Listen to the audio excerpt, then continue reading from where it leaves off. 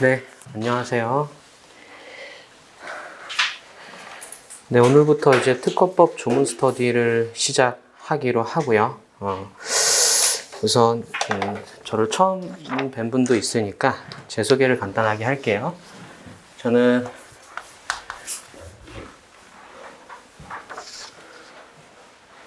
조명이 좀 어둡지 않아요? 평소보다? 거의요. 그쵸? 뭐가 이상하지?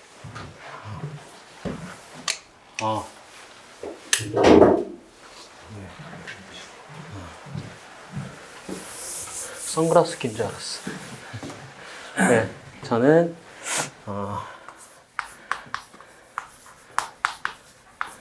김영남 변리사라고 하고요.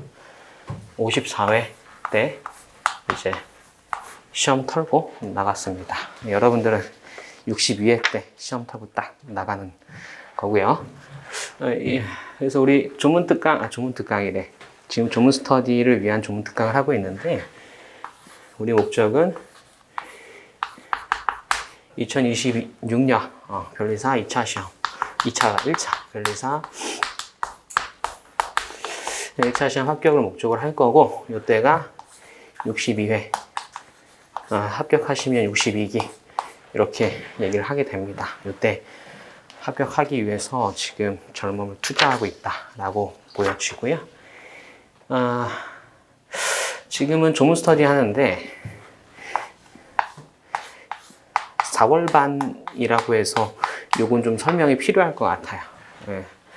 5월 반 따로 있고 6월 반 따로 있고 7월 반 다 따로 있는데요. 5월에도 새로 모집하고 6월에도 새로 모집하는 건데 진도는 계속 누적되는 거예요. 제가 우리 단톡방 만들었죠? 거기서 이제 말씀드린 4월 시험 공부 범위가 특허법 51조까지인데 5월에 이제 이어서 쭉쭉쭉 나간다라고 보시면 되고요. 그래서 혹시 인강 보시는 분 중에 중간에 들어오시면 이제 중간부터 시작한다라고 보시면 되겠습니다. 그래서 오늘 두 가지 자료를 드렸어요. 하나는 한 장짜리 세로로 된 거, 다른 하나는 괄호로 된 거 이렇게 있고요.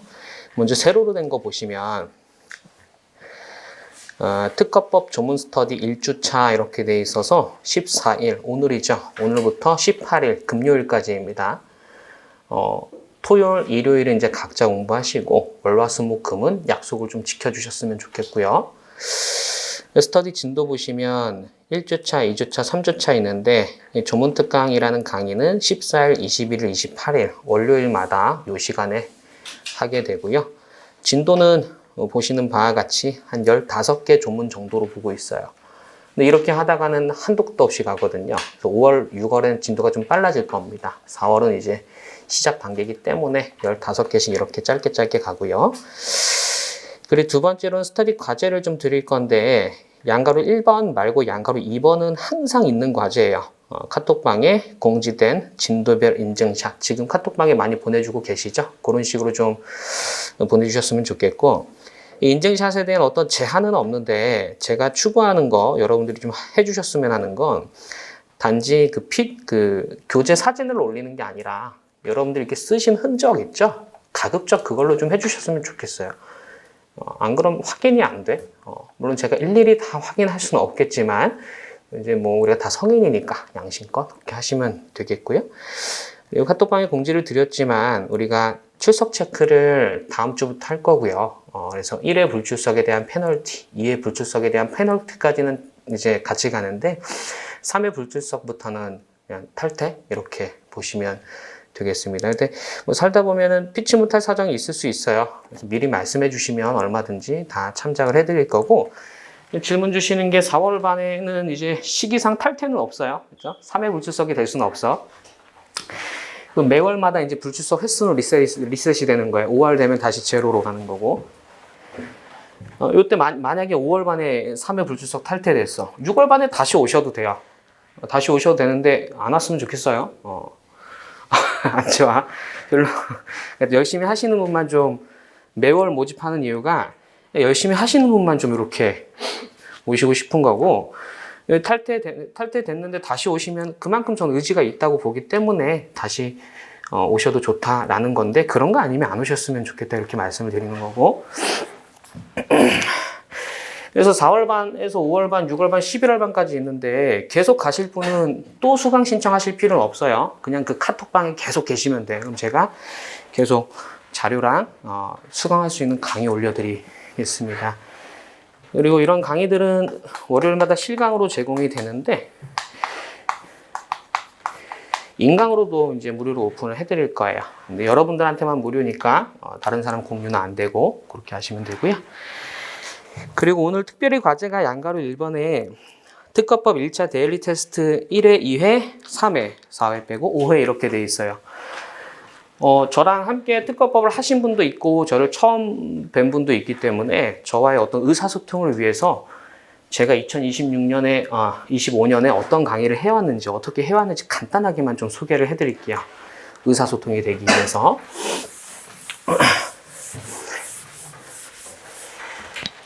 특허법이니까 지금 어떤 강의를 하고 있었냐면, 특허법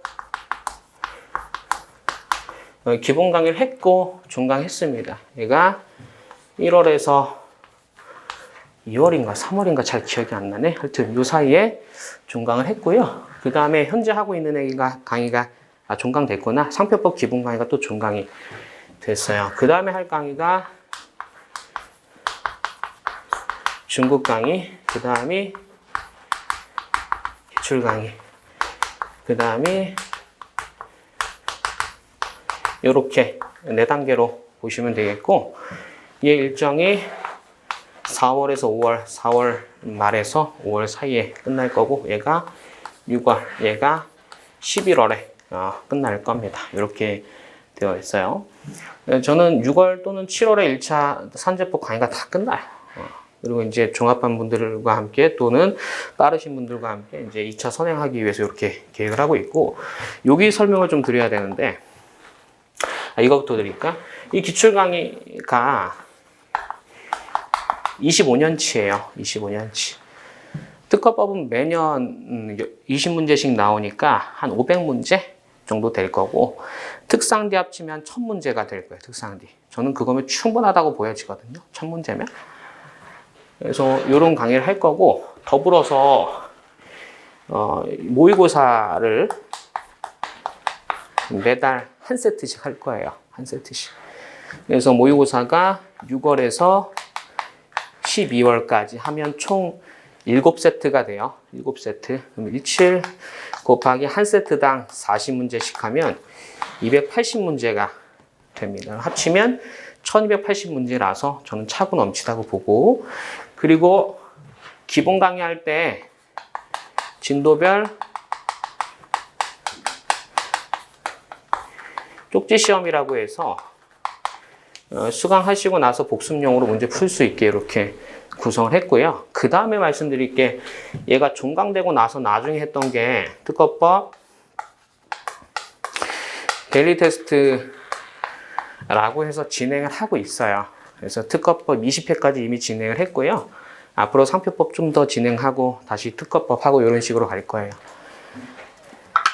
이 데일리 테스트는 1차 용이 있고 2차 용이 있는데, 2차 용이라고 해서 뭐 어려운 건 아니고 그냥 판례에 구멍 뚫어 놓은 거예요. 그래서 심심하시면 보시면 되고 필수는 아니다.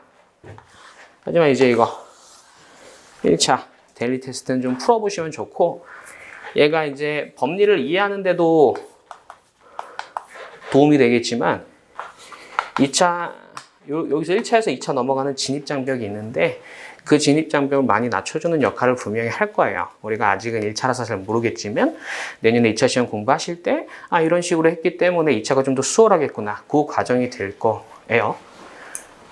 요것 때문에 설명드렸어요. 이거 그 스터디 과제에서 양가로 1번에 특허법 1차 데일리 테스트 이미 진행했어요. 20회까지.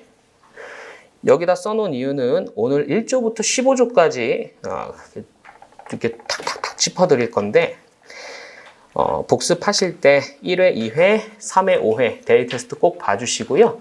데일리 테스트 자료는 제가 단톡방에 올려드릴게요. 사이트를. IP 클래스라는 사이트가 있는데 제가 개인적으로 가지고 있는 사이트예요. 여기서 이제 다운로드 받으시면 되겠습니다. 제가 단톡방에 올려드릴 수도 있는데, 그럼 좀 지저분해져. 지금 여러분들이 그 목적은 주로 인증샷을 위한 건데 자료 너무 많이 올리면 좀 지저분해지니까 여기다가 올려놨으니 다운로드 받으시고요. 영상도 있어요. 유튜브 영상도 있기 때문에 저 확인하시면 되겠습니다. 그 밑에 특허법 만점에서 체크 포인트라고 있어요. 요거는 여러분들 집에 가시면서 보면 돼. 요거는 요 내용이 그대로 여기 들어있어요. 여기 저희는 이걸로 오늘 조문 특강을 할 거고 이걸로 공부하시고 집에 가시면서 이걸로 제대로 내가 이해했는지 확인해 주면 돼요. 여기 있는 문제들 다 가로로 된 자료 안에 있어요. 가로로 된 자료. 가로로 된 자료 조문 특허법 조문 스터디 보시면 한 장 넘어가 보세요. 한 장. 거기 2페이지라고 되어 있는데 상단 왼쪽에 특허법 전체 이해독 총칙 이렇게 되어 있어요. 이거 왜 이해독이냐라는 거예요. 기본 강의를 제가 컨셉을 어떻게 했었냐면 1회독 컨셉, 그리고 2회독, 3회독이라는 컨셉으로 기본 강의 안에서 다 했어요. 1회독 컨셉은 특허법 전반에 대해서 조망하는 어떤 개괄하는 거다라고 보시면 되고 2회독은 조문만 봤어요. 우리가 조문만 보면서 이해를 했어. 조문. 그리고 3회독이 이제 기본서에 있는 어떤 학설, 판례, 조문 같이 봤던 그런 컨셉으로 진행을 했었어요. 먼저 베이스 깔아드리고 조문에 대해서 체계 잡고 그 위에서 이제 판례 얻고 학설 얻고 그런 식으로 진행을 했단 말이야. 요때 사용한 자료예요. 이게 유해독에서 사용한 자료인데 얘를 조금 더 업그레이드 했어요. 조문 특강용으로 조금 더 업그레이드 했다라고 보시면 되겠고 기본 강의를 저랑 함께 하셨으면 이 유해독 자료보다 이 업그레이드 된 자료가 더 좋을 수 있어요. 하지만 기본 강의 수강하실 땐 그 자료 봐야 돼. 이건 다른 내용들이 조금 더 들어있기 때문에 이해가 안 될 수 있습니다. 기본 강의 수강할 때. 그러니까 3회독까지 다 끝난 다음에 이 자료 보시는 거고 저는 여기 계신 분들이 적어도 특허법 기본 강의는 누구 거든 상관없이 들었다라고 전제 깔고 진행할 거고요. 그 기본 강의가 꼭 올해 거 아니어도 돼요. 작년 거여도 돼요. 거기까지는 제가 커버해 드릴게요. 개정법 말씀드리면서.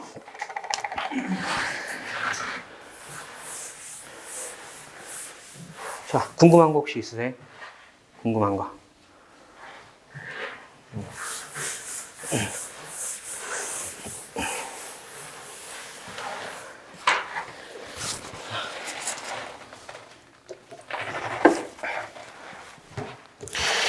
자, 그럼 1조부터 보시죠. 1조. 기본 강의만큼 자세하진 않을 거예요. 자세하진 않을 거지만 시험에 나오는 모든 쟁점 알고 있는지 다 건드려 드릴 거니까, 그러니까 조문 위주로 건드려 드릴 거니까 잘 따라오시기 바랍니다. 빠르게 진행하겠습니다. 자, 제1조 목적. 이 법은 발명을 보호 장려하고 이용을 도모함으로써 기술의 발전을 촉진하여 산업발전 이바지함을 목적으로 한다 라고 해서 네 덩어리죠. 안 끊어줘도 되지 여러분들 수준이면 네 덩어리 밑에 넣어놨어요. 발명을 보호 장려, 이용 도모, 기술 발전 촉진, 산업발전 이바지인데 발명을 보호 장려하는 게 사익적 취지이고 이용을 도모하는 게 공익적 취지이고 양자를 조화해서 기술 발전 촉진, 그래서 궁극적 목적, 산업발전 이바지까지 가는 걸 목적으로 합니다. 역시 산업재산권법이기 때문에 산업발전 이바지함을 목적으로 한다라는 건 특실상기 다 공통됩니다. 근데 우리가 과거 기출문제 중에 이런 게 있었어요. 특허법, 디자인보호법, 상표법 이렇게 나눠갖고 다 산업발전 이바지인데 여기서 기출이 한번 된 적이 있었어요. 여기서 여러분들 그 인강도 마찬가지인데 디자인보호법 아직 안 배웠고 상표법 아직 안 배워서 돼요. 그냥 듣는 거야. 그냥 특허법은 공익과 사익이 대등하게 이렇게 조율한다라고 하면 디자인보호법은 공익보다 사익을 더 우선시하는 것으로 보여진다라는 겁니다. 반면에 상표법은 공익을 사익보다 우선시하게 된다는 거죠. 기출문제 요거 기출이 된 적이 있습니다. 상표법의 경우 다른 산업재산권법보다 공익적 성격이 강하다. 이런 느낌의 어떤 기출이 있었던 거고요. 넘어가죠. 넘어가서 제2조. 이거 무조건 시험 문제 나와놓은 거야. 내년에. 왜요? 왜 나오지? 수출 들어와서 수출. 작년까지만 해도 심지어 지금 이 강의를 듣는 시점인 2025년 4월이죠. 4월 이 시점에도 수출은 실시가 아니야. 근데 7월 22일 이후에 실시가 될 거예요. 시험 문제 무조건 나온다라고 보시면 됩니다. 참고로 특허법뿐만 아니라 상표법, 디자인보호법은 원래 수출이 실시에 해당하는 개념이었어요. 그래서 공부하기 쉬워졌어. 특실상디 다 수출이 실시에 해당하는 거야.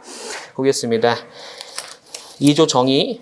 이 법에서 사용하는 용어의 뜻은 다음과 같다. 2조 1호. 발명이란 뭐죠? 자기 창고. 이렇게 가지. 그래서 밑에 바로 가세요. 발명 있죠. 발명. 자연법칙을 이용, 기술적 사상의 창작, 고도 4가지입니다. 첫 번째, 자연법칙을 이용해야 되죠. 따라서 자연법칙 그 자체는 안 됩니다. 그리고 자연법칙을 이용했는지는 어떻게 판단해? 판례에서. 일부로서 판단하는 게 아니라 전체로서 판단하죠. 청광 전체로서 판단하게 됩니다. 그래서 청광 일부에 자연법칙을 이용하지 않는 요소가 있어도 전체로서 이용하고 있으면 이용하고 있는 걸로 보고요. 또 기술적 사상이어야 되죠. 기술적 사상.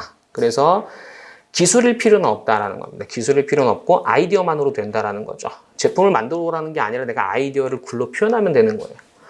그래서 아이디어, 사상으로 족한 거고요. 그 다음에 창작이라는 건 만들어낸 것을 말해. 만들어낸 거. 여기서 문제되는 게 발견이라는 개념. 발견. 발견은 창작이 아니기 때문에 발명의 성립성을 만족하지 못하는데 예외적으로 용도 발명. 되죠? 용도 발명. 발견이지만 용도 발명은 되잖아. 그래서 첫 번째, 기존의 물질로부터 두 번째, 새로운 속성을 발견하고 세 번째, 그걸 가지고 새로운 용도로 이용하는데 창작적 요소가 있으면 발명의 성립성이 인정되죠. 라고 의학의 용도 발명 파트에서 모든 선생님이 다 알려줬을 거예요. 의학의 용도 발명. 거기에서 이제 이슈가 되는 부분이고요.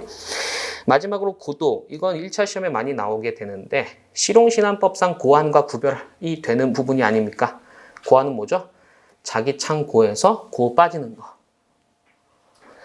그래서 고안이란 자연법칙을 이용한 기술적 사상의 창작을 말한다 해서 고도성이 빠집니다. 라고 되어 있고요. 더 나아가서 2조 1호 발명의 성립성을 만족하지 못하면 어떻게 됩니까? 거절되죠. 거절되는 근거는 29조 1항 본문 산업상 이용 가능성 흠결로 거절이 될 거예요. 그렇죠? 그러면서 판례가 하는 말이 2조 1호 자체를 훈시 규정이라고 볼 근거가 없다. 그래서 29조 1항 본문에 산업상 이용 가능성 흠결로 거절하겠다. 그런 내용들이 이제 나오게 되는 거고. 이게 문제되는 이유는 특허법 거절이 어디 있어요? 조문 62조.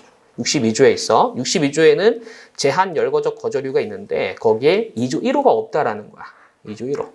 하지만 29조 1항 본문으로 거절하겠다라고 하고 있고요. 자, 2조 2호 봅니다. 조문 박스. 2조 2호. 특허 발명이란 특허를 받은 발명을 말한다 해서 설정 등록된 특허 발명을 말하는 거예요. 그래서 해석상 특허받은 발명은 청구항에 기재된 발명만을 말하는 거죠. 청구항에 기재된 발명. 따라서 발명의 설명에만 있는 발명은 특허받은 발명이라고 하지 않습니다. 그 다음에 기본 강의 수강하셔서도 많이 모르는 부분이 하나 있는데 조문을 보실 때 특허법 조문에 발명이라는 단어가 있잖아요. 우리가 발명의 설명을 밑에 A, B 이렇게 적고 위에 청구범위 이렇게 적잖아요. 보통 선생님들이. 밑에가 발명의 설명, 위에가 청구범위. 조문에 발명이라고 하면 얘를 말하는 겁니까? 얘를 말하는 겁니까? 위에를 말하는 거예요. 청구범위에 기재된 발명을 조문에선 발명이라고 그래. 따라서 발명 앞에 어떤 수식어가 없으면 청구범위에 기재된 발명만을 말해요. 근데 예외적으로 발명 앞에 어떤 수식어가 있을 수 있어. 최초로 첨부된 명서 도면에 기재한 발명하면 여기 말하는 거지. 그렇죠? 그래서 조문의 발명이라는 거 앞에 어떤 수식어가 없으면 다 청구 범위에 기재된 발명으로 이해를 해줘야 되는 거고, 특별한 수식어가 있으면 거기에 따른 발명으로 이해를 해주면 될 거예요. 대표적인 게 최명도가 돼요. 대표적인 게. 그래서 특허 발명 보시면 조문에는 등록된 발명을 특허 발명이라고 있을 뿐 등록 전 발명을 출원 발명이라고 얘기는 하고 있지는 않지만 우리가 그렇게 말을 합니다. 통상적으로 출원 발명이라고. 자, 이어서 2조 3호 볼게요. 실시란 다음 강목의 구분에 따른 행위를 말한다라고 해서 가목, 나목, 다목으로 규정하고 있죠. 가목은 물건 발명, 나목은 방법, 다목은 제법 발명이 될 겁니다. 가목에서 물건 발명인 경우 그 물건의 생, 사, 양, 대, 수, 청 이렇게 되죠. 그리고 가로 열고 전시까지 포함하는 거야. 여기에 해당하는 데일리 테스트가 있으니까 꼭 풀어보시고요. 요즘 문제 보면 좀 더 이해가 깊어질 겁니다. 수출에 동그라미 해놓은 이유는 말씀드렸죠. 여러분들 내년에 변리사 1차 시험 볼 때 수출 역시 특허법상 실시다. 이거 무조건 시험 문제 나오는 거예요. 실용신안법도 수출 다 들어왔어요. 간접침해에서도 수출 다 들어왔어. 다 들어왔어요. 수출. 자, 2조 3호 나목 보세요. 방법 발명인 경우 그 방법을 사용하는 행위는 물론 그 사용을 청약하는 행위까지도 실시로 보죠. 방법의 사용을 청약하는 행위까지 실시로 보니까 어떤 이슈가 나옵니까? 컴프 발명 이슈 나오죠. 컴프 발명. 컴퓨터 프로그램 관련 발명에서 우리 특허법은 컴프 자체는 보호해주지 않고 어떤 하드웨어라 결합된 상태에서 보호해준단 말이야. 그래서 컴프 발명이 등록되었을 때 제3자가 인터넷상에서 컴퓨터 프로그램을 전송하는 행위에 대해서 특허법상 침해를 물을 수 있냐에 대해 2조 3호 나목 방법 발명의 실시로 침해를 물을 수 있다라고 해서 청약이 개정법에 들어온 겁니다. 청약도 개정법입니다. 방법의 사용을 청약하는 행위 이걸 특허법상 실시로 규정함으로써 컴퓨터 프로그램의 온라인 전송 행위까지도 잡을 수 있게 되었다라는 거죠.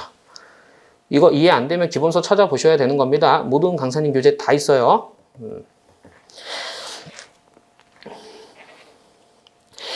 다목, 물건을 생산하는 방법 발명, 이게 제법 발명이죠. 그러면 나목의 행위 외에, 나목의 행위는 사청이죠. 사용 또는 청약을 말하는데 그 행위 외에 그 방법에 의해서 생산한 물건을 사양대 수수청까지도 포함하게 됩니다. 다시 조문 보세요. 사양대 수수청 있는데 그 청약이라고 되어 있죠. 다목의 청약. 전시 포함하는 개념입니까? 전시도 포함하는 개념이죠. 청약은. 왜? 2조 3호 감옥에 보세요. 청약 괄호 열고 2조 3호 감옥에 청약 괄호 열고 양도 또는 대여를 위한 전시를 포함하는데 이하 같다라고 하니까 밑에 있는 청약은 다 전시 포함하는 겁니다. 그렇게 해석이 되시죠? 그리고 오른쪽 하단의 필기노트 보시면 발명의 종류를 물건 방법을 통상의 방법과 제법으로 구분해놨다라는 표시입니다. 넘어가죠. 넘어가기 전에 죄송합니다. 오른쪽 상단의 체크 포인트. 이게 아까 한 장짜리 자료에 다 들어있어. 제가 체크 포인트를 이렇게 다 넣어놨는데 집에 가시면서 그냥 이거 한 장으로 확인하시면서 복습하시면 돼요. 여기 다 똑같이 넣어놨습니다. 체크 포인트 보이시죠? 오른쪽 상단. 첫 번째, 발명과 고안의 구별 기준이 뭐냐라고 물어봤는데 뭡니까? 고도성이죠. 발명은 자기창고, 고안은 자기창. 두 번째, 발명의 실시에 보관이 포함되는가? 보관은 포함되지 않죠. 생사양대 수수청 전 어디에도 해당하지 않습니다. 세 번째, 발명의 실시에 양수가 포함되는가? 양도는 포함되지만 양수는 포함되지 않죠. 특허 침해 제품을 구매, 양수했다는 사정만으로 특허권 침해가 되지는 않습니다. 양수 빠지고 수출 포함되는가? 포함된다라는 겁니다. 그래서 마지막 지문이 되게 중요하기 때문에 근데 이거 하나로 오지선다 못 만들거든요. 그래서 위에 것까지 같이 다 봐주시기 바랍니다. 넘어가죠. 3조 오겠습니다. 3조.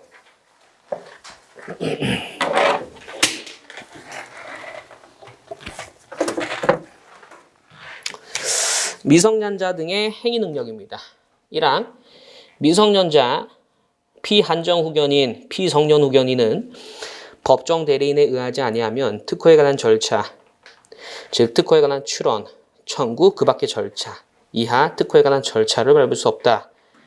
다만 미성년자와 피한정 후견인이 독립하여 법률행위를 할 수 있는 경우에는 그러하지 아니하다 라고 되어 있습니다.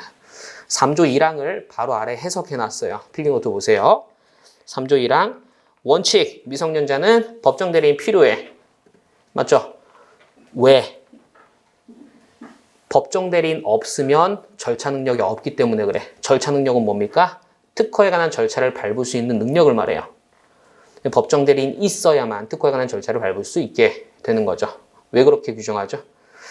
미성년자 피한정 후견인, 피숙련 후견인은 일단 일률적으로 다 좀 뭐랄까 부족하다라고 전제 깔고 조문을 만들게 됩니다.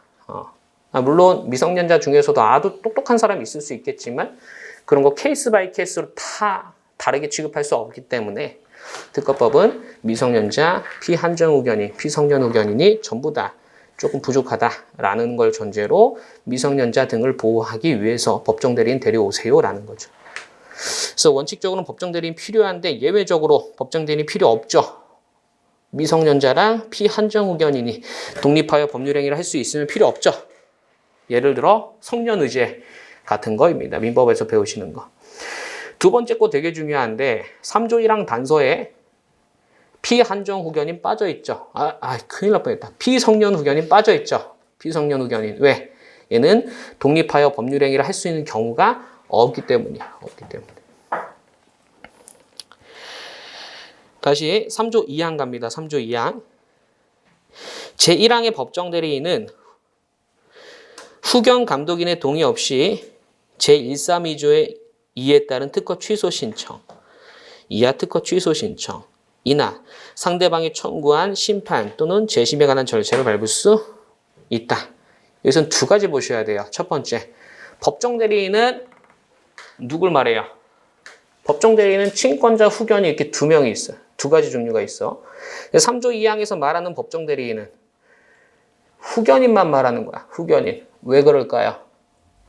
후견 감독인이라는 단어가 나오잖아. 친권자한테는 후견 감독인이 있을 수가 없어요. 따라서 법정 대리인은 그 후견 감독인의 동의 없으면 특허 취소 신청과 없이도 특허 취소 신청과 상대방이 청구한 심판 재심에 관한 절차를 밟을 수 있다라고 규정하고 있어요. 반대 해석하면 뭐예요? 법정 대리인 중 그 후견인이라는 자는 후견 감독인 동의 없이 밟을 수 없는 거야, 절차를. 근데 예외적으로 후견 감독인 동의 없이 할 수 있는 게 두 개라고. 첫째, 특허 취소 신청에 대한 거. 둘째, 심판에서 수동적인 것만 되는 거죠. 오른쪽 하단 보세요. 3조 2항 해석해놨습니다. 법정 대리인은 친권자랑 후견인이 있어요. 자, 친권자는 후견 감독인이라는 게 없어. 그렇죠? 친권자는 후견 감독인 동의 없이 그냥 절차 밟으면 되는 거예요. 그래서 특허 취소 신청, 그리고 수동적 절차는 물론 능동적인 것까지 다 되는 거야. 다. 반면에 후견인은 원칙적으로 후견 감독인 동의가 필요한 거예요. 여기까지는 해석상 들어오는 거고 예외적으로 후견 감독인 동의 필요 없이 할 수 있는 게 두 가지가 있다는 건데 그 두 가지가 지금 법정되어 있는 겁니다. 3조 2항에서.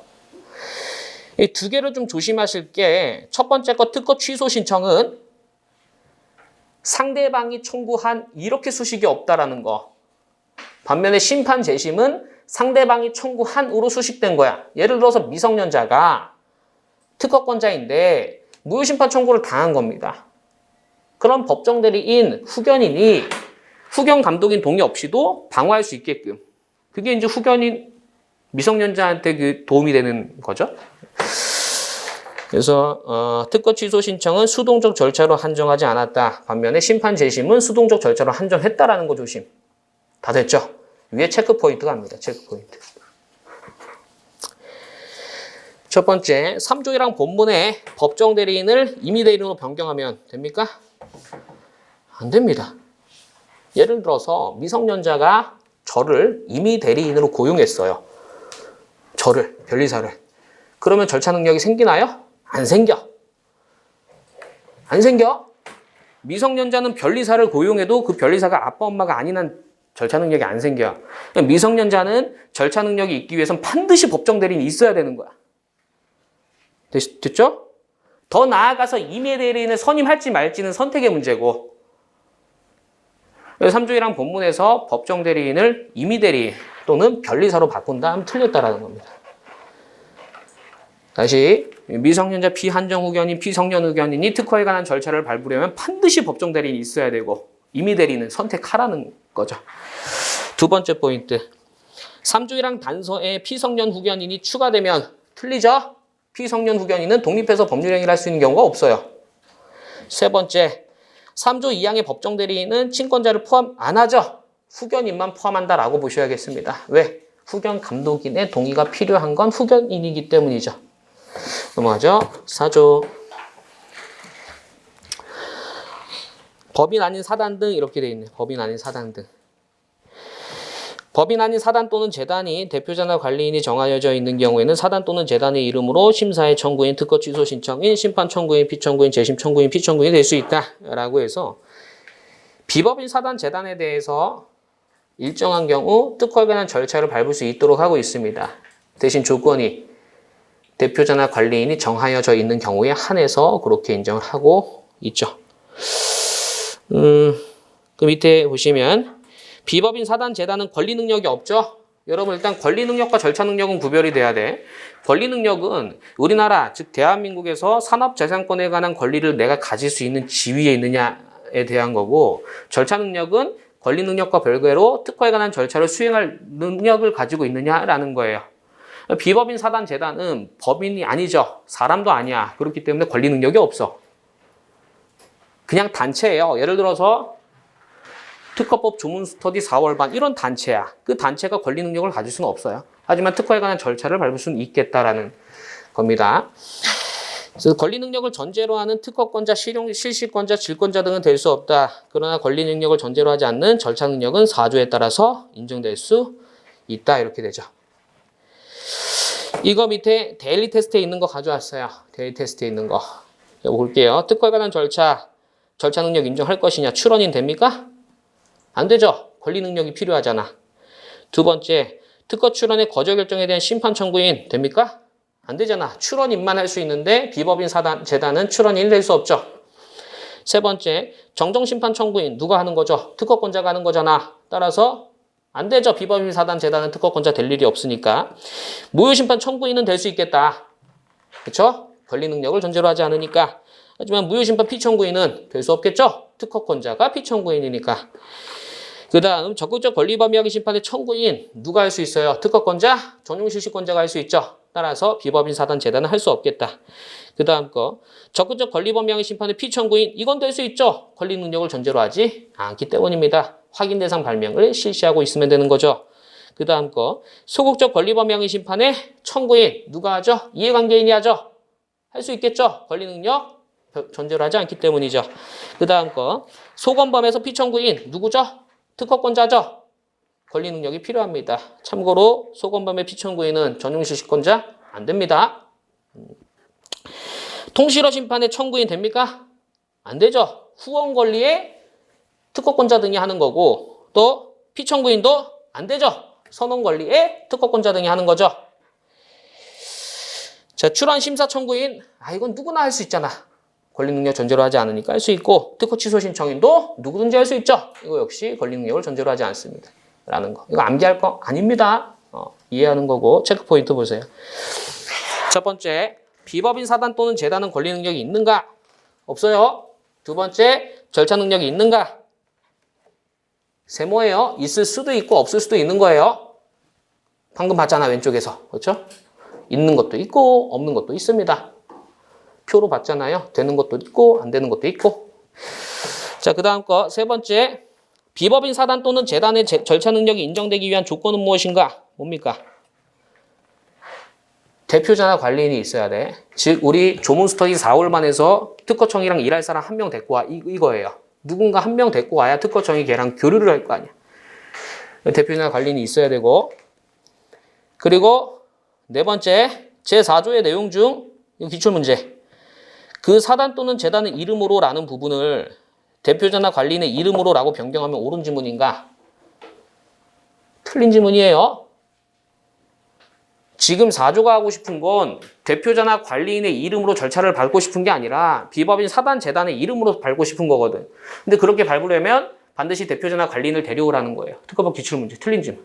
근데 물론 대표자나 관리인이 사람일 거거든. 사람은 본인의 원래 절차 능력이 있어요. 그런 측면에서 보면 이거 맞는 거 아니야 이렇게 우기면 안 돼. 조문 문제가 그래요. 조문 문제. 본 문제의 취지는 4조의 경우 비법인 사단 재단의 이름으로 절차 능력을 발겠다라는 거지 대표자나 관리인의 이름으로 발겠다는 거 아닙니다. 제가 여기 대표자예요. 이 우리 단체 중에서 제가 따로 떨어져 나와서 절차 능력이 있지. 근데 그게 아니라 이 대표를 대표해서 할 때는 제 이름으로 하는 게 아니라 우리 조문 스터디 4월반 이걸 기준으로 해야 된다는 겁니다. 넘어가죠. 안 빠르죠? 다 되는 거죠. 이 정도. 자, 5조 보겠습니다. 5조. 5조 보기 전에 밑에 도식화를 보세요. 대리인은 법률 규정에 의해서 정해진 법정 대리인과 위임 또는 선임에 의해서 이루어지는 임의 대리인이 있어요. 이 법정 대리인은 친권자랑 국연인으로 나오는데 거기 위에서 다 봤어요. 우리가. 미성년자 파트에서 다 봤어요. 위에 거. 밑에 거 볼 거야. 임의 대리인은 통상의 임의 대리인과 특허 관리인이 있는데 대리인에 대한 본인이 제내자다라고 하면 통상의 임의 대리인, 제외자다라고 하면 특허 관리인 이렇게 되는 거죠. 특허 관리인은 원칙적으로 죄송합니다. 말 잘못했다. 그 제외자는 원칙적으로 절차 능력이 없어요. 왜? 국내 주소 또는 영업소가 없으니까 특허청에서 같이 일하기 힘들다는 거야. 그래서 절차 능력 없어. 예외적으로 절차 능력이 있는데 첫째, 제외자가 국내에 있으면 일하기 편하죠. 둘째, 특허 관리인이 있으면 특허 관리인이 제내자거든. 특허 관리인이랑 일하면 되니까 편하죠. 셋째, PCT 기준일까지는 인정을 하고 있습니다. 됐죠? 자, 본문으로 가세요. 조문 1항 국내 주소 또는 영업소가 없는 자, 제외자라 하는 데는 제외자, 법인의 경우는 그 대표자가 국내에 체류하는 경우를 제외하고는 특허에 관한 대리인으로서 국내 주소 또는 영업소가 있는 자, 특허관리인에 의해서만 특허에 관한 절차를 밟거나 이 법 또는 이 법에 따른 명령에 따라 행정청이 한 서문에 대해서 소를 제기할 수 있다라고 해서 뭐라고 얘기하고 있어요? 제외자는 절차 능력 없다. 예외 2개. 첫째, 국내 체제. 둘째, 특허관리인 데리고 와. 2가지야. 셋째는 조문 저 뒤에 있어요. PCT에. 기준일까지는 절차 능력이 있다라는 게 이제 PCT 내용이야. 세 번째 게. 자, 이어서 2항. 특허관리인은 위임된 권한의 범위에서 특허에 관한 모든 절차 및 이 법 또는 이 법에 따른 명령에 따라 행정청이 한 처분에 대해서 소송을 해서 본인을 대리한다. 그래서 수권행위 범위라 하죠. 위임된 권한이 민법에서 수권행위라 하잖아. 그 범위에서 본인을 대리한다라고 되어 있습니다. 자, 오른쪽 체크 포인트 보겠습니다. 첫 번째, 제외자는 권리 능력이 있나요? 제외자라는 사정만으로 권리 능력이 부정되진 않아요. 그럼 제외자 권리 능력 어디 나와? 조문 25조에 나오죠. 25조. 다음 주에 할 것 같은데. 25조에서 뭐라 그래요? 제외자 중 외국인 이렇게 나오지. 제외자 중 외국인은 원칙 권리 능력 없다. 예외 조약과 상호주의에 하는 경우 권리 능력이 있다. 이렇게 되죠. 따라서 제외자라는 사정만으로 권리 능력이 부정되진 않습니다. 25조에 제외자 중 외국인 고기 파트에 권리 능력이 나와요. 다시 제외자 중 외국인은 원칙 권리 능력 없다. 예외 조약이나 상호주의에 의하는 경우에는 권리 능력이 있다라는 게 25조죠. 그거 다음 주 합시다. 다음 주. 두 번째, 제외자는 절차 능력이 있는가? 원칙 없죠. 예외적으로 3가지의 경우에 절차 능력이 있습니다. 세 번째, 제외자의 절차 능력이 인정되기 위한 조건은 무엇인가? 3가지잖아. 첫째, 국내 체제. 둘째, 특허관리인. 셋째, 기준일까지는 셋 중 어느 하나에 해당하면 절차 능력이 있다라고 배웠고요. 그 다음 네 번째, 이건 조금 잘 보세요. 제외자가 법인인 경우 절차 능력이 인정되기 위한 조건은 무엇인가? 세 번째 질문과 비슷한데 달라. 제외자가 법인일 때 절차 능력이 인정되는 조건은 뭐예요? 국내 체제, 특허관리인, 기준일 3가지인데 그중에서 국내 체제 뭘 기준으로 해? 법인이 움직일 수는 없잖아. 그렇죠? 그러니까 대표자가 국내에 체제하면 절차 능력이 있게 됩니다. 누구의? 법인의 절차 능력을 인정하게 되겠죠. 지금 이건 5조 1항 괄호를 물어보고 있어요. 5조 1항 괄호. 확인해 보세요. 5조 1항 괄호. 국내 체제하는지 안 체제하는지는 법인이면 대표자 기준으로 보겠다라는 겁니다. 체크 포인트 마지막 거. 5조 2항에서 위임된 권한 범위에서 가 빠진 경우 옳은 지문인가? 틀린 지문이죠? 특허 관리인은 그 수권행위 범위에서만 본인을 대리하는 거야. 따라서 이거 빠지면 틀린 지문이 됩니다. 넘어가죠. 제6조 보겠습니다. 대리권의 범위. 국내 주소 또는 영업소가 있는 자, 뭡니까? 제내자죠. 제내자로부터 특허에 관한 절차를 밟을 것을 위임받은 대리인 뭐죠? 임의대리인이죠. 그럼 통상의 임의대리인이 되겠다. 은 특별히 권한을 위임받아야만 다음 각호 어느 하나에 해당하는 행위를 할 수 있다. 라고 해서 특별수권사항을 얘기하고 있고, 후문에 특허관리인도 마찬가지다라고 하고 있습니다. 특허관리인도 임의대리인이니까 수권행위 범위에서 대리권을 갖는 건 맞는데 특별수권사항을 두고 있죠. 두 문자 뭐라 그래? 출기신청, 우불, 복권 이렇게 해놨습니다. 확인해 볼게요. 1호, 출원의 변경포기 취하. 본인한테 불이익하죠? 왜? 출원의 변경은 원출원 취하 간주되잖아. 2호, 특허권 포기. 3호, 존속기간 연장 등록 출원의 취하. 4호, 신청 취하. 5호, 청구 취하. 6호, 55조. 이게 뭐죠? 국내 우주죠? 국내 우선권 주장 또는 그 취하. 이거 조심해야지. 국내 우선권 주장의 취하 당연히 본인한테 불이익하니까 특별수권이고, 국내 우선권 주장도 특별수권이죠. 왜? 선출원이 1년 3월 지나면 취하 간주되잖아. 그래서 이것도 특별수권. 7호, 거불심. 이것도 특별수권 사항이죠. 왜? 거저결정 불복심판 청구가 본인한테 불이익하진 않아. 본인이 거저결정 받았는데 변리사가 거불심 청구하겠대. 본인한테 불이익하진 않아요. 근데 그 변리사 더 이상 신용할 수 없다라는 문제가 생기는 거죠. 내 기술은 좋은데 변리사가 무능해서 거저결정 받았다라는 거야. 그러니까 계속해서 이 변리사한테 심판사건을 위임할지 다시 한번 확인받아라라는 게 특별수권입니다. 그죠? 이거 질문 많은 부분. 거불심 왜 특별수권인가요? 본인한테 불이익하지 않은 것 같은데. 신뢰의 문제랑 신뢰. 한 번 졌는데 변리사 바꾸고 싶잖아. 그렇죠? 내 기술은 문제가 없는데 변리사가 무능해서 그랬다라는 겁니다. 자, 그래서 복대리인, 이건 신뢰의 문제죠. 내가 너를 선임했는데 복대리인 선임해서 일을 시키면 감정에 반하지. 근데 복대리인 많이 선임합니다. 알게 모르게. 뭐라 그러지? 까먹었어. 외주죠, 외주. 외주. 본인 모르게. 저는 전기 몰라요. 전기 하나도 몰라. 전기 못해. 그래서 주는 거야, 친구. 해줘. 복대리인 선임은 아니죠. 뭐 대놓고 몰래 하는 거니까. 7조 대리권 증명은 반드시 서면으로 해야 돼요. 구도로 못해. 왜? 절차를 명확하게 하기 위해서 반드시 서면으로 합니다. 체크 포인트 보세요. 체크 포인트. 첫 번째, 미성년자의 법정 대리인이 출원을 취하하는 것이 특별수권 사항인가? 출원 취하 불이익하죠? 특별수권인가요? 아니죠? 아니야. 법정 대리인이잖아. 특별수권은 임의 대리인한테 들어가는 거야. 다시 조문 오세요. 6조에서 이거 법정 대리인으로 바꾸면 틀려요. 임의 대리인 한정이야. 다시 체크 포인트. 두 번째 거. 국내 우선권 주장 특별수권이죠? 그 취하도 특별수권이죠? 세 번째, 조야 우선권 주장 또는 그 취하 특별수권인가요? 조야 우선권 주장 특별수권인가? 아니죠. 그 취하는 특별수권인가요? 이게 포인트야. 조야 우선권 주장은 특별수권 아닌데 주장의 취하는 특별수권이에요. 왜?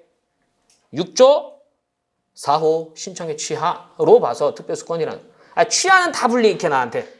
무조건 다 특별수권이야. 문제 실제 의도 아시겠죠? 조심해야 되는 포인트. 이게 우리가 6조의 내용을 아느냐 모르느냐와 이렇게 문제를 푸는 건 좀 다른 문제예요. 이런 거 다 쪽지 시험에서도 한 번씩 했었어요. 참고로. 기본 강의 하면서. 근데 기억 안 나죠, 보통. 그래서 다시 한번 이렇게 계속 리뷰하면 됩니다. 자, 마지막 거 체크 포인트. 특허에 관한 절차를 밟는 자의 대리권을 구도로 증명할 수 있는가? 절대 안 돼. 무조건 서명이야. 무조건. 구도로 할 수 있는 경우는 없어요. 무조건 서면이다 라는 거. 8조 봅니다. 대리권 불소멸. 특허에 관한 절차를 밟는 자의 위임을 받은 대리인의 대리권. 이거 뭐죠? 임의 대리인의 대리권이네. 법정 대리인 빠지는 거 조심하고. 임의 대리인의 대리권은 다음 갖고 어느 하나에 해당하는 사유가 있어도 소멸하지 않는다라고 해서 대리권 불소멸 사유죠. 암기하세요. 본인이랑 법정 대리인으로 나눠. 1호, 2호, 3호는 본인이야. 1호 본인의 사망이나 능력 상실. 2호 본인의 법인의 합병에 의한 소멸. 3호 본인인 수탁자의 신탁 임무 종료해서 사능 합수 이렇게 하면 돼. 사능 합수. 4호 법정 대리인의 사망이나 능력 상실. 5호 법정 대리인의 대리권 소멸이나 변경. 사능 소변하면 돼요. 사능 소변. 밑에 두 문자 따놨습니다. 본인이 사능 합수돼도 법정 대리인 사능 소멸돼도 변리사의 대리권은 소멸하지 않는다라는 거죠. 그러면 본인이 사망하면 상속인의 대리인으로 남는다라고 보시면 되겠습니다. 이어서 9조 개별 대리. 특허에 관한 절차를 밟는 자의 대리인이 2인 이상이면 특허청장 또는 특허심판원장에 대해서 각각 대리인이 본인을 대리한다. 이거 뭐라 그래요? 개별 대리 원칙이라 그러지? 이거 강행 규정입니까? 아닙니까? 강행 규정이에요. 강행 규정. 그렇기 때문에 변리사 수인을 공유했어. 변리사 3명을 고용했어요. 그 변리사들끼리 야야 우리 같이 하자. 무조건 공동대리해. 이렇게 특약을 맺었어도 그들끼리는 대내적으로 어떤 채무불이행 책임이 있을지언정 적어도 특허청이나 심판원은 효력이 없어요. 강행 규정이기 때문에 그래. 민법에서 배우죠? 이런 어떤 규정에 반하는 계약을 유효하게 볼지 말지는 그 규정이 임의 규정이냐 강행 규정에 따라 다르잖아. 임의 규정은 사적 자치 우선해서 계약 우선으로 보는데 강행 규정은 안 된다라는 거. 강행 규정. 그래서 제 구조는 개별 대리 원칙이죠. 강행 규정이라는 겁니다. 두 번째 조심할 거 제 구조는 특허에 관한 절차를 밟는 자의 대리인이 2인 이상이면이라고 했는데 이거 임의 대리인이라고 한 적 없어요. 그렇죠? 임의 대리든 법정 대리인든 아니면 그들이 섞여 있든 그냥 각자 다 본인을 대리하는 거야. 다. 왜? 특허청 일하기 편하게 하기 위해서. 아니, 니들이 공동대리 했는지 내가 어떻게 하냐라는 겁니다. 그러니까 그냥 대리인이 어떤 행위 하면 다 본인한테 효과 기소. 이렇게 시키려고 하고 있는 겁니다. 예. 현실적으로는 공동대리 특약했는데 공동대리 하지. 본인한테 잘리잖아요. 본인이 같이 하세요 했는데 같이 안 하면. 체크 포인트 보세요. 첫 번째, 구조가 임의 규정인가? 아닙니다. 강행 규정이야. 따라서 공동대리 특약을 한 경우 대외적 효력이 있는가? 없다라는 겁니다. 여전히 개별 대리가 되는 거예요. 그럼 공동대리 특약했는데 그 중에 한 명의 대리인이 일탈해서 혼자 절차 밟았어요. 그래도 효력이 있다라는 거야. 아, 물론 대내적으로 지들끼리 어떤 채무 불이행 책임은 변론인 거예요. 지들끼리의. 그렇죠? 그건 변론인데 그건 가능한 어떤 채무 불이행 책임을 질 수는 있겠지만 그것과 무관하게 특허청이나 심판원의 한 절차는 유효한 거예요. 유권 대리가 되는 거예요. 유권 대리. 넘어가죠. 10조. 대리인 선임 또는 교체 명령. 이 절차는 본인이 횡설수설을 하거나 대리인이 횡설수설하면 정상적인 애 데리고 와 이런 거예요. 그렇죠? 그래서 대리인 선임해라. 아니, 대리인이 횡설수설해 교체해 이런 것들을 말합니다. 다 못 믿겠다 변리사 데리고 와 이런 게 본 조문이죠. 1항 특허청장 또는 심판장은 특허에 관한 절차를 밟는 자가 본인이죠. 본인. 그자가 절차를 원활하게 수행할 수 없거나 구술심리에서 진술할 능력이 없다고 인정되는 등 그 절차를 밟는 데 적당하지 않다고 인정되면 대리인을 선임해서 그 절차를 밟을 것을 명할 수 있다. 우리 특허법 3조에서 미성년자 피한정 후견인, 피성년 후견인 얘는 좀 부족하니까 절차 능력을 부정한 다음에 특별한 경우 절차 능력 인정하게 해서 법정 대리인 데리고 오게 해서 특허청이 좀 일 좀 편하게 하려고 했는데 여기 예외가 있을 수 있어. 미성년자 피한정 후견인, 피성년 후견인은 아닌데 좀 부족할 수 있잖아. 그럼 특허청에서 같이 일하기 힘들겠죠. 그러니까 정상적인 애 데리고 와라는 조문이 10조예요. 북한 느낌으로 나 일편하게 하겠다 이런 느낌으로 특허법 조문을 이해해주면 됩니다. 특허청 입장에서 일편하게 하겠다. 그래서 일편하게 하려고 마지막에 할 수 있다 이렇게 나서 해야 한다가 아니라 할 수 있다. 내가 하고 싶으면 하겠다라는 거죠. 재량이라는 기속이 아니라. 2항 특허청장 심판장은 특허에 관한 절차를 밟는 대리인이 그 절차를 원활히 수행할 수 없거나 구술심리에서 진술할 능력이 없다고 인정되는 등 절차를 밟는 데 적당하지 않다고 인정되면 역시 바꿀 걸 명할 수 있다. 할 수 있다고 하고 있고 이때 이 대리인이 법정 대리인일 수도 있는 거고 임의 대리인일 수도 있는 거예요. 여기 대리인의 제한은 없고 3항 변리사 대꾸라고 할 수 있다. 이 말이고요. 4항 특허청장은 심판장은 1항 또는 2항에 따라 대리인 선임 또는 교체 명령을 한 경우에 1항에 따른 특허에 관한 절차를 밟는 자 또는 2항에 따른 대리인이 그 전에 특허청장 또는 심판원의 한 특허에 관한 절차의 전부는 물론 일부까지 무효로 할 수 있어요. 전부 다 무효로 해도 되고 일부만 나 이거는 좀 원용하기 그렇다. 이건 좀 무효로 하겠다. 이것도 돼요. 밑에 그림 보세요. A라는 절차도 진행했고 B라는 절차도 진행했다라는 거야. 예를 들어서 A라는 절차는 의견서고 B라는 절차는 보정서야. 근데 선택적으로 하나만 무효로 할 수도 있다라는 겁니다. 이해되시죠? 그런 말이고 체크 포인트 보세요. 첫 번째, 대리인 선임 또는 교체 명령하는 주체는 누구인가? 특허청장과 심판장입니다. 특허청장과 심판장.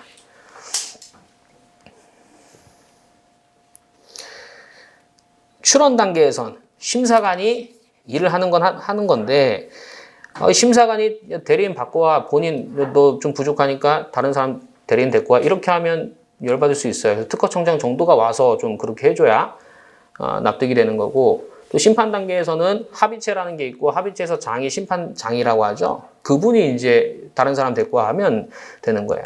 두 번째 거 심판장이랑 심판원장 다르니까 심판원장으로 나오면 틀린 지문. 왜 심판원에서는 심판원장이 최고잖아? 그러니까 마치 특허청장, 특허심판원장 하면 그럴싸하단 말이에요. 근데 그렇지 않고 심판장을 기준으로 봐야 됩니다. 자, 두 번째. 대리인 선임 또는 교체 명령이 재량사항인가? 재량이지. 기속으로 하면 특허청 일하기 힘들어져요. 의무가 되잖아, 의무가. 힘들어지니까 재량으로 하고 있습니다. 할 수 있다, 해야 한다도 어느 정도 이해하면 다 맞출 수 있어요. 어느 정도 이해하면. 자, 11조 보죠. 복수 당사자, 대표. 이거 역시 특허청 일 편하게 하려고 출원인이 공동 출원이야. 또는 무효심판 청구인이 공동 청구인이야. 좀 일하기 불편해. 한 10명씩 돼. 일하기 불편하잖아. 대표자 데리고 와. 라는 게 복수 당사자 대표가 되는 겁니다. 1항 2인 이상의 특허에 관한 절차를 밟을 때에는 다음 각과 어느 하나에 해당하는 사항을 제외하고는 각자가 모두를 대표한다. 뭐죠? 각자 대표 원칙. 맞죠? 단서. 다만 대표자 선정해서 신고하면 대표자만 대표할 수 있다. 라고 해서 대표죠. 11조의 각호는 출기 신청 우불이죠. 출기 신청 우불. 아까 특별수권 사항은 출기 신청 우불 복권이어서 11조의 각호는 복권 빠지고 출기 신청 우불 이렇게 됩니다. 2항 1항 단서에 따라 대표자 선정했으면 이것도 서면으로 증명해야 됩니다. 대리권도 서면, 대표권도 서면, 다 서면이에요. 절차의 안정을 위해서. 밑에 도식 가보세요. 대표자가 없는 경우도 있고 대표자가 있는 경우도 있어요. 대표자가 없으면 원칙 각자 대표. 예외 전원 대표죠. 예외가 11조의 각호의 사항입니다. 11조의 각호는 출기 신청 우불 복권 특별수권 사항에서 복권 빠지는 거 출기 신청 우불이 될 거고요.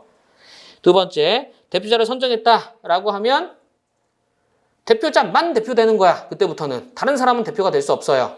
그거까지 이해해야 돼. 대표자만 대표하는 거야. 전원 대표 안 돼. 무조건 대표자만 대표하는 거예요. 여기까지는 조문에 나와 있어. 그 다음에 대표자가 11조의 각호의 행위를 하려면 즉 출기 신청 우불을 하려면 전원 대표가 아니라 전원의 동의만 있으면 돼. 이거 역시 출기 신청 우불이라는 11조의 각호의 행위 역시 대표자 혼자 할 수 있는 거예요. 아마 혼자 할 때 동의 받아와라 라는 거야. 마치 본인이 대리인한테 수권행위를 하듯이 당사자가 그 대표자한테 수권행위를 한다라고 이해를 해주면 돼. 특별수권. 제12조 이거 한번 읽어보시고요. 오른쪽 상단에 체크 포인트 봅니다. 제6주 각호와 11조령 각호를 비교할 수 있는가? 할 수 있죠? 출기, 신청, 우불, 복권이 6주 각호. 그 중에서 복권 빠지는 게 11조령 각호가 되고요. 두 번째, 대표자가 11조령 각호의 행위를 할 수 있는가? 할 수 있죠? 다만 전원의 동의가 필요할 뿐입니다. 전원의 동의가 필요하다라는 거. 13조 보겠습니다. 13조.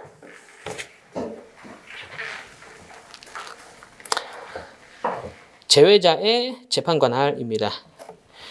제외자의 특허권 또는 특허에 관한 권리에 대해서 특허관리인이 있으면 특허관리인의 주소 또는 영업수를, 특허관리인이 없으면 특허청 소재지를 민소법 11조에 따른 재산이 있는 것으로 본다. 관할이라는 건 우리가 특허권 할 때 했어요. 특허권 할 때. 그렇죠? 그래서 특허권 침해 소송에 관한 어떤 관할 법원이 어디냐?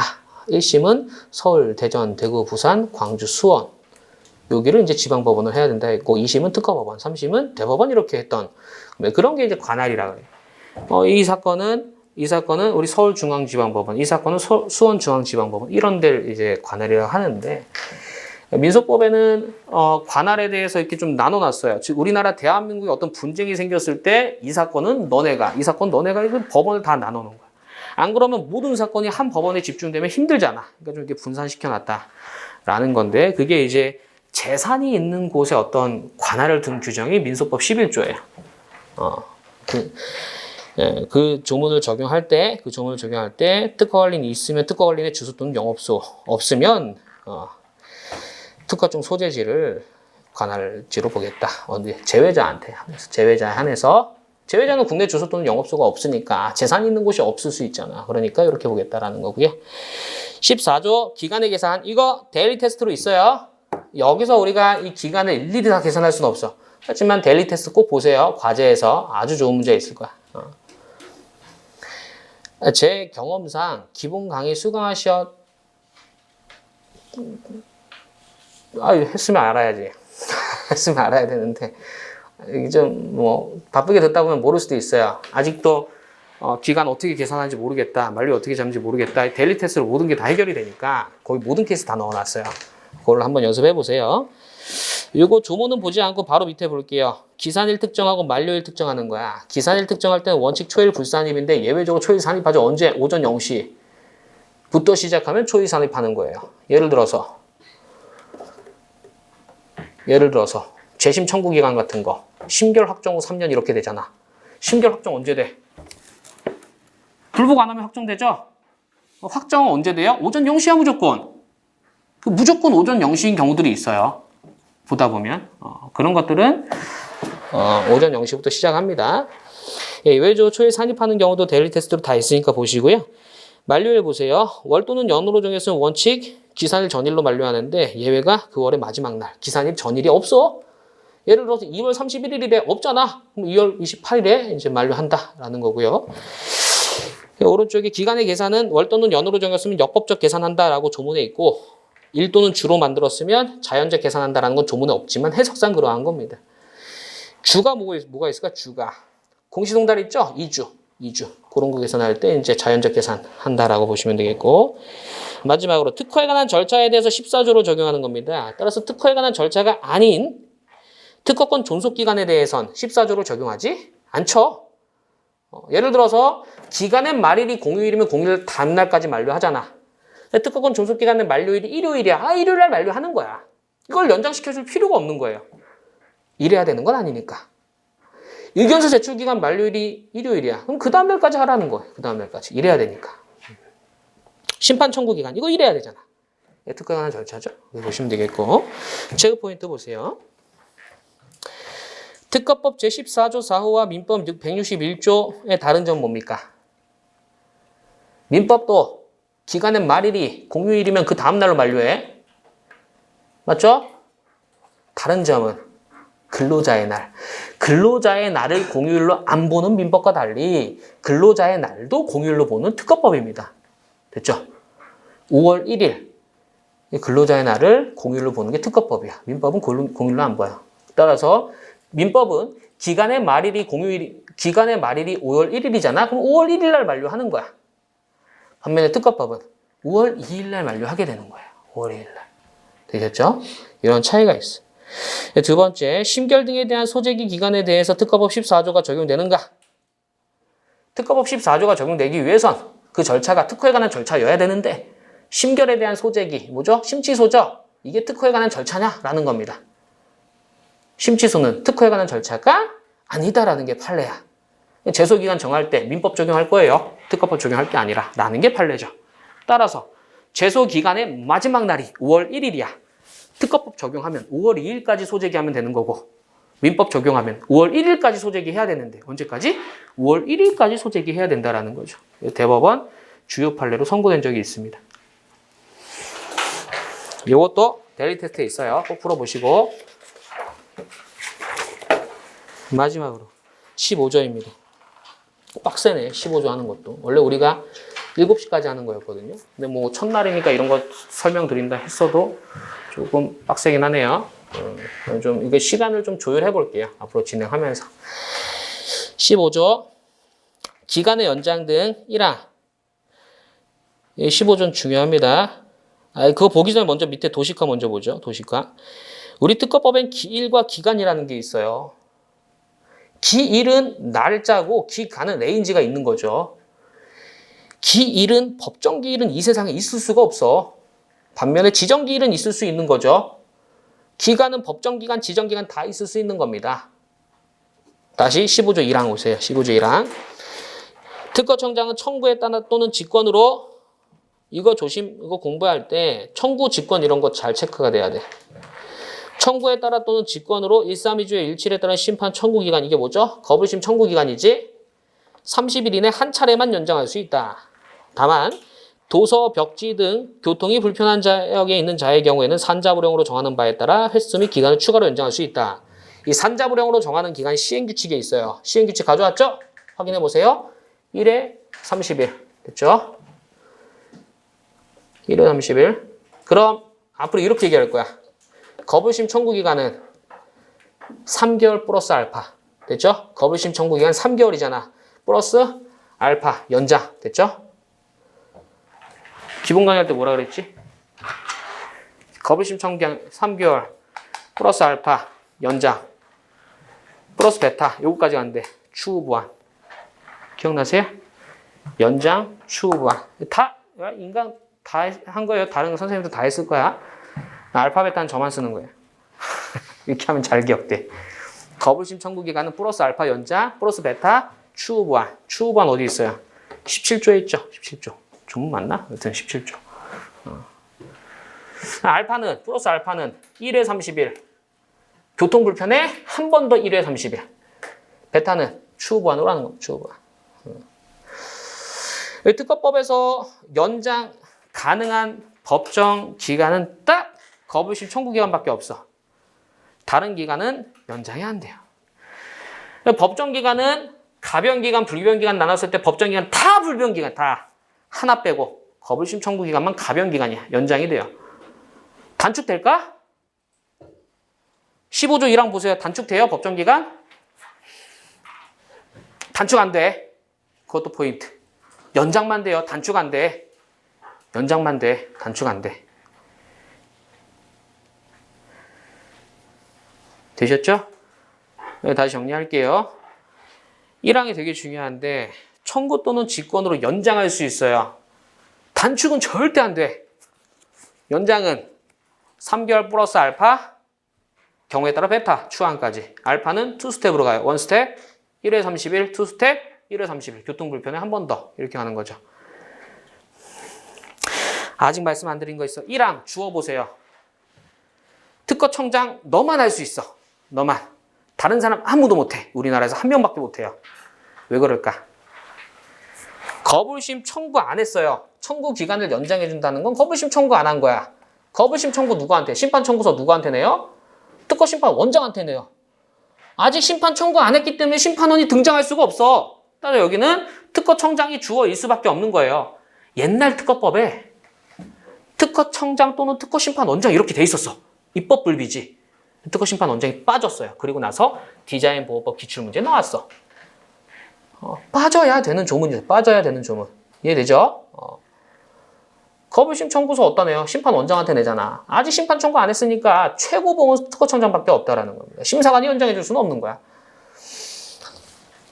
2항 특허청장, 특허심판원장, 심판장, 심사관은 이 법에 따라 특허에 관한 절차를 밟을 기간을 정했다. 이게 뭐죠? 지정기간이지. 지정기간은 연장도 되고 단축도 돼요. 법정기간 연장만 되잖아. 지정기간은 단축도 돼. 볼게요. 기간을 정한 경우 그 기간을 청구에 따라 단축 연장할 수 있고 직권으로 연장할 수 있어요. 단축은 무조건 청구가 있어야 돼. 직권으로 단축할 수는 없는 거야. 대표적인 지정기간이 의견서 제출기간 2개월이에요. 심사관이 2개월 줘놓고 자기 맘대로 1개월로 단축하겠대. 그럼 출원인은 불측의 피해를 보겠죠? 직권으로 단축 절대 안 돼. 하지만 청구에 의해서 단축은 돼요. 이거 실익이 있어, 실익이. 모든 변리사가 다 단축 신청해, 현실적으로. 예를 들어서 제 고객이 거절 이유 통지 받았어요. 제가 일주일 만에 의견서, 보정서 다 냈어. 근데 단축 신청 안 하잖아? 2개월 동안 일 안 해, 심사관이. 2개월 기다린단 말이야. 또 들어올 수 있으니까, 또 의견서 들어올 수 있고, 또 보정서 들어올 수 있으니까 기다린단 말이야. 기다리지 마세요, 단축. 바로 일해주는 거야. 단축에 실익이 있죠, 지정기간은. 이 경우 특허청장 등은 절차의 이해관계인의 이익이 부당하게 침해되지 않도록 단축 연장 여부를 결정하여야 한다. 자, 1항 세 번째 줄에 할 수 있다. 2항 세 번째 줄에 할 수 있다. 2항 네 번째 줄에 하여야 한다. 근데 이건 국어적으로 느낌 오죠? 연장할 수 있다. 연장 또는 단축할 수 있다. 근데 이해관계인 침해되면 안 된다. 해야 한다. 이렇게. 이거 할 수 있다. 해야 한다. 알아야 되는 조문이에요. 세 번째, 3항. 심판장은 이 법에 따라 특허에 관한 절차를 밟을 기일을 정했어요. 이게 지정기일이야. 청구에 따라 또는 직권으로 기일을 변경할 수 있어요. 날짜를 바꿀 수 있는 거야. 여기 주어가 심판장밖에 안 나왔어요. 왜 그럴까? 이 기일은 구술심리라고 보면 돼. 구술심리. 그 구술심리를 심사관이 하진 않거든. 심판장이 하는 거야. 참고로 나중에 상표법이랑 디자인보호법 배우실 때 여기가 심판장 또는 심사관으로 바뀌어. 상표랑 디자인에선. 거기는 이제 이의신청이라는 게 있어서 그래요. 심사관이. 나중에 볼까. 일단은 특허만 수강하신 분들은 여기 심판장만 체크하면 돼. 구술심리 하나 있다. 구술심리. 날짜를 정하는 건 구술심리밖에 없습니다. 체크 포인트 보시죠. 15조 1항, 2항, 3항의 주체 각각 알아야 돼. 1항은 특허청장, 2항은 특허청장, 특허심판원장, 심판장, 심사관 다. 3항은 심판장만. 됐죠? 이거 이해하면 돼. 이해. 두 번째, 15조 1항의 심판원장이 빠진 게 중요해요. 왜 빠져 있는지도 알면 좋지. 그럼 절차에 대한 어떤 이해가 깊어질 겁니다. 세 번째, 132조의 일치에 따른 심판 청구 기간을 청구해서 단축할 수 있는가? 법정기간 절대 단축할 수 없어요. 지정기간만 단축하는 거야. 참고로 이제 제가 개정 논의도 하고 있는데 법정기간 중에 단축될 게 생길 것 같아요. 나중에 알려드릴게요. 단축되게 되면. 대표적인 게 재심사 청구기간이고, 재심사 청구기간. 재심사 청구기간 단축돼요? 안 돼! 재심사 청구기간도 3개월이에요. 3개월. 그럼 생각해봐. 재심사를 청구한다라는 건 사실 실질은 보정하고 싶은 거예요. 보정. 그렇죠? 보정서에 재심사 청구 취지 기재해서 재심사 청구하는 거잖아. 거절 결정 받았어요. 제가 일이 없어. 일이 없어서 하루 만에 재심사 청구했어. 보정해갖고. 3개월 동안 기다려야 된다니까. 그 다음에 일을 해줘요. 재심사를 해줘. 너무 가혹하잖아. 이거 줄이자라 이런 게 있죠. 법정기간 지금 중요한 건 일단 단축이 안 돼. 재심사 청구기간 단축 안 돼요. 지정기간을 직권으로 단축할 수 있는 거, 단축은 무조건 청구에서 해야 돼, 청구. 직권으로 단축하면 출원이 불쌍한 일이 생길 수 있습니다. 여기까지 이렇게 해서 좀 15조까지 봤고, 좀 빨리 했어요. 좀 빠르다. 근데 우리가 일주일에 한 번 보는데, 이 정도 빠르기로 안 하면 지금 30분 오버했거든요, 30분. 근데 우리가 첫날이니까 뭐 OT 비슷한 걸 해갖고 20분 감안하더라도 조금 오버했어요. 여러분도 스케줄도 있을 거기 때문에 저는 이 조문, 우리 산재법 스터디라는 게 여러분 민법이랑 그 특상디, 그 물화생지 공부하시는데 그 방해가 안 됐으면 좋겠어요. 그래서 제가 매일매일 드리는 미션이라고 할까요? 3조 정도밖에 안 돼, 3조. 1조에서 3조, 뭐 5조에서 6조.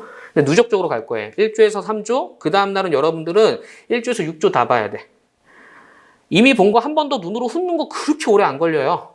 강조드리는데. 특허법 다 공부됐잖아? 1조부터 200조까지 보는데, 200 몇 조까지 보는데 얼마 안 걸려요. 공부 안 돼 있으면 오래 걸리지. 이게 누적적으로 계속. 그러니까 앞에 있는 건 눈으로 빨리 보면 되고, 암기할 건 이제 그날 새로운 진도에 대해서 암기를 이렇게 좀 해주시면 될 겁니다. 절대 서두르지 마세요.